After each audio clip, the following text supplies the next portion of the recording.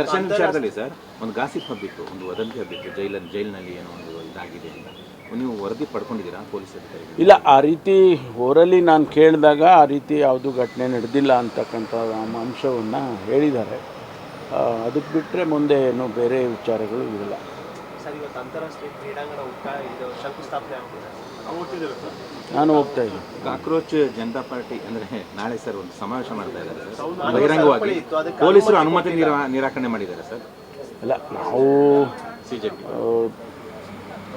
ಯಾವ ಉದ್ದೇಶಕ್ಕೆ ಮಾಡ್ತಾರೆ, ಒಂದು ಸಮಾವೇಶ ಮಾಡುವಾಗ ಯಾರೆಲ್ಲ ಇನ್ವಾಲ್ವ್ ಆಗ್ತಾರೆ ಇದೆಲ್ಲ ಅವರು ಪರಿಶೀಲನೆ, ಪೊಲೀಸ್ನವರು ಅನುಮತಿಯನ್ನು ಕೊಡೋದು ಬಿಡೋದು ಅವ್ರಿಗೆ ಬಿಟ್ಟಿದ್ದು. ಅವರು ನಿರಾಕರಣೆ ಮಾಡಿದರೆ ಏನಾದರೂ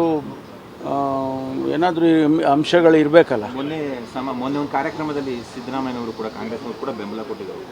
CJPಯ ಏನು ಆಂದೋಲನ ಇದೆ ಅದಕ್ಕೆ ಬೆಂಬಲ ಕೊಟ್ಟಿದ್ದರು. ನಾಳೆ ಬಹಿರಂಗ ಸಭೆಗೆ ಪೊಲೀಸರು ನಿರ್ಬಂಧ. ಪೊಲೀಸ್ನವ್ರು ಮಾಡೋ ಕೆಲಸ ಪೊಲೀಸ್ನವ್ರು ಮಾಡ್ತಾರೆ, ಪಾಲಿಟಿಷಿಯನ್ಸ್ ಮಾಡೋ ಕೆಲಸ ಪಾಲಿಟಿಷಿಯನ್ಸ್ ಮಾಡ್ತಾರೆ. ಈಗ ಕಾನೂನು ಸುವ್ಯವಸ್ಥೆಯನ್ನು ಕಾಪಾಡೋದು ಯಾರ ಕೆಲಸ? ಯಾವುದೇ ಸರ್ಕಾರ ಇರ್ಬೋದು, ಯಾವುದೇ ಪಕ್ಷ ಅಧಿಕಾರದಲ್ಲಿರ್ಬೋದು, ಅವ್ರಿಗೆ ಜವಾಬ್ದಾರಿ ಇದೆ.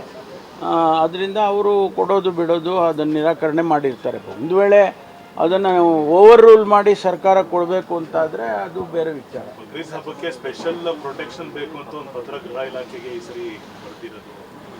ಅಲ್ಲ, ನಾವು ಯಾವುದೇ ಇಂಥ ದೊಡ್ಡ ಫೆಸ್ಟಿವಲ್ಸ್ ಆಗುವಾಗ, ಅದು ಯುಗಾದಿ ಆಗುತ್ತೆ, ರಂಜಾನ್ ಆಗುತ್ತೆ, ಅಥವಾ ಬೇರೆ ಬೇರೆ ಹಬ್ಬಗಳು ಆಗುವಂಥ ಸಂದರ್ಭದಲ್ಲೆಲ್ಲ ಎಚ್ಚರಿಕೆಯನ್ನು ವಹಿಸ್ತಾರೆ.